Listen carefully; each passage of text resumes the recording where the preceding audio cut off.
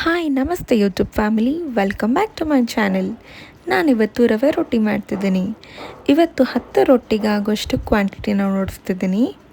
ಇದಕ್ಕೆ ಮೊದಲನೇದಾಗಿ 3 ಕಪ್ಪಷ್ಟು ಚಿರೋಟಿ ರವೆನ ಹಾಕ್ಕೋಬೇಕು. 1.5 ಕಪ್ಪಷ್ಟು ಗಟ್ಟಿ ಮೊಸರನ್ನ ಹಾಕ್ಕೋಬೇಕು. ನೀವು ಎಷ್ಟು ಕ್ವಾಂಟಿಟಿ ಅಷ್ಟು ಚಿರೋಟಿ ರವೆ ತೊಗೋತೀರೋ ಅರ್ಧ ಕ್ವಾಂಟಿಟಿಯಷ್ಟು ಗಟ್ಟಿ ಮೊಸರನ್ನ ಹಾಕ್ಕೋಬೇಕು. ಮೊಸರು ಹಾಕ್ಕೊಂಡಿದ್ದಾದಮೇಲೆ ಎರಡನ್ನೂ ಚೆನ್ನಾಗಿ ಕಲಿಸ್ಕೊಳ್ಳೋಣ. ಅದು ಕಲಿಸ್ಕೊಳ್ತಾ ಚಪಾತಿ ಹಿಟ್ಟಿನ ಹದಕ್ಕಿಂತ ಇನ್ನೊಂಚೂರು ಸಾಫ್ಟಾಗಿರಬೇಕು, ಆವಾಗ ರೊಟ್ಟಿ ಚೆನ್ನಾಗಿ ಬರುತ್ತೆ. ಕಲಿಸಿದಾದ್ಮೇಲೆ ಒಂದು 10 ನಿಮಿಷ ಹಾಗೆ ಸೈಡಿಗೆ ಇಡೋಣ. 10 ನಿಮಿಷ ಆದಮೇಲೆ ಅದಕ್ಕೆ ಎಲ್ಲ ಕಟ್ ಮಾಡಿಟ್ಟಿರೋ ವೆಜಿಟೇಬಲ್ಸ್ನ ಆ್ಯಡ್ ಮಾಡ್ಕೊಳ್ಳೋಣ.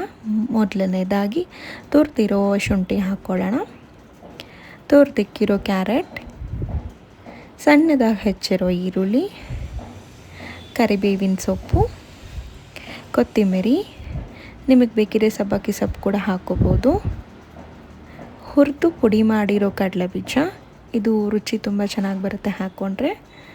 ರುಚಿಗೆ ತಕ್ಕಷ್ಟು ಉಪ್ಪು, ಇದನ್ನೆಲ್ಲ ಹಾಕ್ಕೊಂಡು ಎಲ್ಲ ಚೆನ್ನಾಗಿ ಮಿಕ್ಸ್ ಆಗೋ ಥರ ಕಲಿಸ್ಕೊಳ್ಳೋಣ. ಮಿಕ್ಸ್ ಆದಮೇಲೆ ಒಂದು ಬಟರ್ ಪೇಪರ್ ತೊಗೊಂಡು ಅದಕ್ಕೆ ಒಂದು ಸ್ವಲ್ಪ ಎಣ್ಣೆ ಸವರ್ಕೊಳ್ಳೋಣ. ಒಂದು ಸ್ವಲ್ಪ ಹಿಟ್ಟು ತೊಗೊಂಡು ರೊಟ್ಟಿ ತಟ್ಕೊಳ್ಳೋಣ. ನೀವು ಎಷ್ಟು ತೆಳ್ಳಗೆ ಬೇಕಾದ್ರೂ ತಟ್ಕೋಬೋದು, ರೊಟ್ಟಿ ಬರುತ್ತೆ. ನೀವು ಬೇಕಿದ್ದರೆ ಬಾಳೆ ಎಲೆ ಮೇಲೆ ಕೂಡ ರೊಟ್ಟಿ ತಟ್ಕೊಂಡು ಹಾಕ್ಕೋಬೋದು. ತವಾ ಬಿಸಿ ಮಾಡೋಕ್ಕಿಡೋಣ. ತವಾ ಬಿಸಿ ಆದಮೇಲೆ ಒಂದು ಸ್ವಲ್ಪ ಎಣ್ಣೆ ಹಾಕ್ಕೊಂಡು ರೊಟ್ಟಿ ತಟ್ಟಿರೋದು ಆ ಪೇಪರ್ ಹಾಗೆ ಹಾಕೋಣ. ಬಟರ್ ಪೇಪರ್ ಹಾಗೆ ತೆಗಿಯೋದಕ್ಕೆ ಹೋಗ್ಬಿಡಿ, ಇಮಿಡಿಯೇಟಾಗಿ ರೊಟ್ಟಿ ಕಿತ್ತೋಗ್ಬಿಡುತ್ತೆ. ಒಂಚೂರು ಬೆಂದಮೇಲೆ ಬಟರ್ ಪೇಪರ್ ಅದಾಗದೇ ಈಸಿಯಾಗಿ ಬರುತ್ತೆ. ನೋಡಿ, ಈಸಿಯಾಗಿ ಬರ್ತದೆ. ಇವಾಗ ಇನ್ನೊಂದು ಸ್ವಲ್ಪ ಮೇಲೆ ಎಣ್ಣೆ ಹಾಕಿ ರೊಟ್ಟಿ ಹಾಕೊಳ್ಳೋಣ. ಎರಡೂ ಕಡೆ ಚೆನ್ನಾಗಿ ಬೇಯಿಸ್ಕೋಬೇಕು. ಮೀಡಿಯಮ್ ಫ್ಲೇಮಲ್ಲಿ ಬೇಯಿಸ್ಕೊಳ್ಳೋಣ. ಹೈ ಫ್ಲೇಮಲ್ಲಿ ಇಟ್ಟರೆ ಒಳಗಡೆ ರೊಟ್ಟಿ ಬೇಯೋದಿಲ್ಲ. ನಾನಿವಾಗ ಇನ್ನೊಂದು ರೊಟ್ಟಿ ಮಾಡಿ ನೋಡಿಸ್ತಿದ್ದೀನಿ. ಇಮಿಡಿಯೇಟಾಗಿ ಪೇಪರ್ ತೆಗಿಯೋದಕ್ಕೆ ಹೋಗಬೇಡಿ, ಕಿತ್ತೋಗ್ಬಿಡುತ್ತೆ ರೊಟ್ಟಿ. ಬೆಂದಮೇಲೆ ಒಂದು ಸ್ವಲ್ಪ ಎತ್ತಿದ್ರೆ ಸಾಕು, ಅದಾಗದೆ ಈಸಿಯಾಗಿ ಬರುತ್ತೆ. ಎರಡೂ ಕಡೆ ಚೆನ್ನಾಗಿ ಬೇಯಿಸ್ಕೊಳ್ಳೋಣ.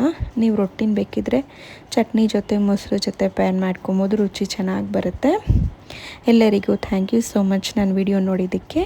ಲೈಕ್ ಮಾಡಿ, ಶೇರ್ ಮಾಡಿ, ಸಬ್ಸ್ಕ್ರೈಬ್ ಮಾಡಿ, ಕಮೆಂಟ್ ಮಾಡಿ. Thank you so much.